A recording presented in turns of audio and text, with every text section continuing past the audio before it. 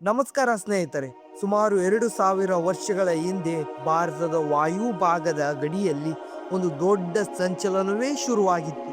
ಚೀನಾದ ಪಶ್ಚಿಮ ಭಾಗದಿಂದ ಹೊರಟ ಕುಚಿ ಎಂಬ ಅಲೆಮಾರಿ ಬುಡಕಟ್ಟು ಜನಾಂಗದವರು ಹೊಸ ನೆಲದ ಹುಡುಕಾಟದಲ್ಲಿದ್ದರು. ಇವರೇ ಮುಂದೆ ಕುಶಾಣರು ಎಂದು ಕರೆಸಿಕೊಂಡರು. ನೋಡಿ, ಆ ಕಾಲದಲ್ಲಿ ಭಾರತ ಸಣ್ಣ ಸಣ್ಣ ರಾಜ್ಯಗಳಾಗಿ ಹರಿದು ಹಂಚಿ ಹೋಗಿದ್ದವು. ಅಂತ ಸಮಯದಲ್ಲಿ ಕುಶಾಣರ ವಂಶದಲ್ಲಿ ಒಬ್ಬ ಪ್ರಬಲ ನಾಯಕ ಜನಿಸುತ್ತಾನೆ. ಅವರೇ ಕನಿಷ್ಕ. ಆತ ಸಿಂಹಾಸನವೇರಿದ್ದು ಸುಮಾರು ಕ್ರಿಸ್ತಶಕ 78ರಲ್ಲಿ. ಇಡೀ ಏಷ್ಯಾದ ರಾಜಕೀಯ ಚಿತ್ರಣವೇ ಬದಲಾಯಿತು. ಕನಿಷ್ಕ ಕೇವಲ ಒಬ್ಬ ರಾಜನಾಗಿರಲಿಲ್ಲ, ಆತ ಒಬ್ಬ ದಾರ್ಶನಿಕನೂ ಆಗಿದ್ದನು.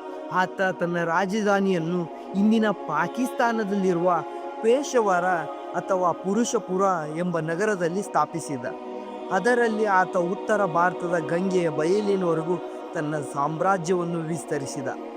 ಆತ ಆಳ್ವಿಕೆ ಗ್ರೀಕ್, ಪರ್ಷಿಯನ್ ಮತ್ತು ಭಾರತೀಯ ಸಂಸ್ಕೃತಿಗಳು ಒಂದಕ್ಕೊಂದು ಬೆರೆತು ಒಂದು ಹೊಸ ನಾಗರಿಕತೆಯನ್ನೇ ಸೃಷ್ಟಿಸಿದ್ದವು.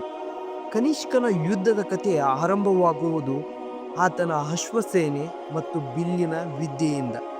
ಮೊದಲು ತನ್ನ ಗಮನವನ್ನು ಹರಿಸಿದ್ದು ಮಗಧದ ಕಡೆಗೆ. ಭಾರತದ ಅತ್ಯಂತ ಶಕ್ತಿಶಾಲಿ ಕೇಂದ್ರವಾಗಿದ್ದ ಮಗಧವನ್ನು ಗೆಲ್ಲುವುದು ಸುಲಭವಾಗಿರಲಿಲ್ಲ.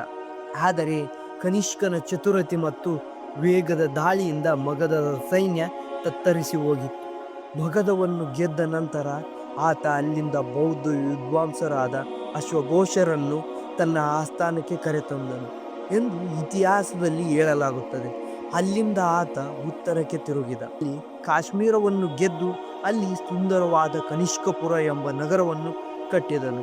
ಆದರೆ ಕನಿಷ್ಕನ ಜೀವನದಲ್ಲಿ ಅತ್ಯಂತ ದೊಡ್ಡ ಸವಾಲು ಎದುರಾಗಿದ್ದು ಚೀನಾದ ಗಡಿಯಲ್ಲಿ.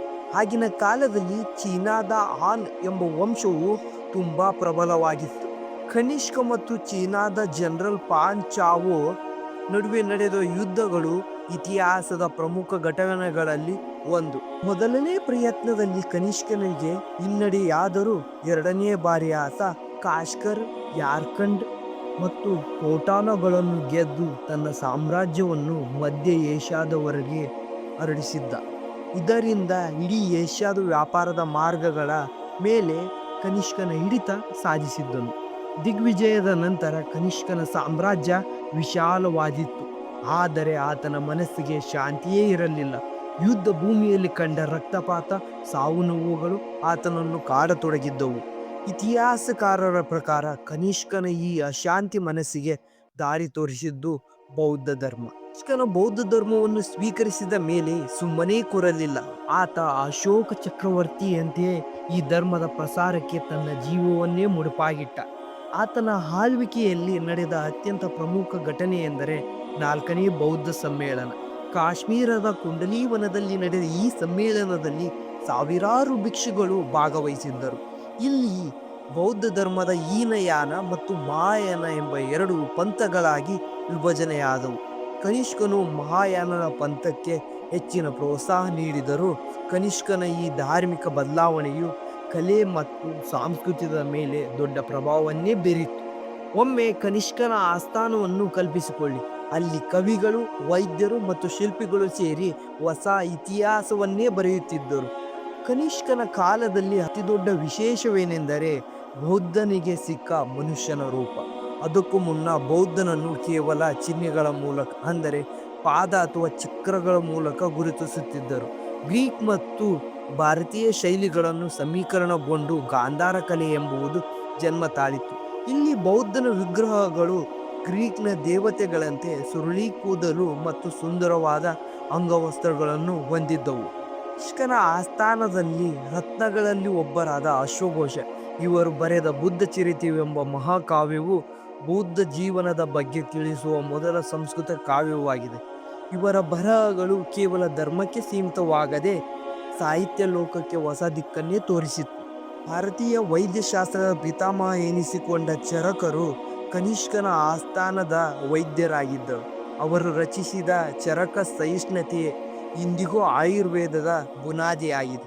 ಕಾಯಿಲೆ ಬರುವ ಮುನ್ನವೇ ತಡೆಯುವುದು ಹೇಗೆ ಮತ್ತು ನೈಸರ್ಗಿಕವಾಗಿ ಗುಣಪಡಿಸುವುದು ಹೇಗೆ ಎಂಬುದು ಅವರು ಅಂದೇ ಜಗತ್ತಿಗೆ ಸಾರಿದ್ದರು. ಊಹಿಸಿಕೊಳ್ಳಿ, ಚೀನಾದಿಂದ ಹೊರಟು ಬಂದ ಸಾವಿರಾರು ಒಂಟೆಗಳ ಸಾಲು, ಅವುಗಳ ಬೆನ್ನ ಮೇಲೆ ಬೆಲೆ ಬಾಳುವ ರೇಷ್ಮೆ, ಮಸಾಲೆ ಪದಾರ್ಥಗಳು ಮತ್ತು ರತ್ನಗಳು. ಈ ವ್ಯಾಪಾರದ ಸಾಲು ರೋಮನ್ ಸಾಮ್ರಾಜ್ಯದತ್ತ ಹೋಗಬೇಕೆಂದರೆ ಅವು ಕಡ್ಡಾಯವಾಗಿ ಕನಿಷ್ಕನ ಸಾಮ್ರಾಜ್ಯವನ್ನು ಮೂಲಕ ಹಾದು ಹೋಗಬೇಕಾಗಿತ್ತು. ಕನಿಷ್ಕನು ಈ ವ್ಯಾಪಾರ ಮಾರ್ಗದ ಮೇಲೆ ಸಂಪೂರ್ಣ ಹಿಡಿತವನ್ನು ಸಾಧಿಸಿದ್ದರು. ಆತ ವ್ಯಾಪಾರಿಗಳಿಗೆ ದರೋಡೆಕೋರರಿಂದ ರಕ್ಷಣೆ ನೀಡುತ್ತಿದ್ದರು, ಪ್ರತಿಯಾಗಿ ಅವರಿಂದ ಸುಂಕ ಅಥವಾ ಟ್ಯಾಕ್ಸ್ ಅನ್ನು ವಸೂಲಿ ಮಾಡುತ್ತಿದ್ದರು. ಇದರಿಂದಾಗಿ ಕುಶಾನರ ಖಜಾನೆ ಚಿನ್ನದ ನಾಣ್ಯಗಳಿಂದ ತುಂಬತೊಡಗಿತ್ತು. ಕನಿಷ್ಕನು ಹೊರಡಿಸಿದ ಚಿನ್ನದ ನಾಣ್ಯ ಅದೆಷ್ಟು ಶುದ್ಧವಾಯಿತೆಂದರೆ ಅವು ಅಂದಿನ ಕಾಲದಲ್ಲಿ ಅಂತಾರಾಷ್ಟ್ರೀಯ ಹಣವಾಗಿ ಬದಲಾಗಿದ್ದವು. ಈ ರೇಷ್ಮೆ ಹಾದಿಯು ಕೇವಲ ವಸ್ತುಗಳ ವ್ಯಾಪಾರಕ್ಕೆ ಮಾತ್ರವಲ್ಲ, ಕಲೆ, ಧರ್ಮ ಮತ್ತು ಆಲೋಚನೆಗಳ ವಿನಿಮಯಕ್ಕೂ ಕಾರಣವಾಯಿತು.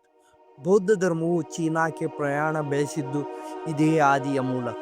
ಕನಿಷ್ಕನ ಪ್ರಭಾವ ಕೇವಲ ಇತಿಹಾಸದ ಪುಸ್ತಕಗಳಿಗೆ ಸೀಮಿತವಾಗಿರಲಿಲ್ಲ.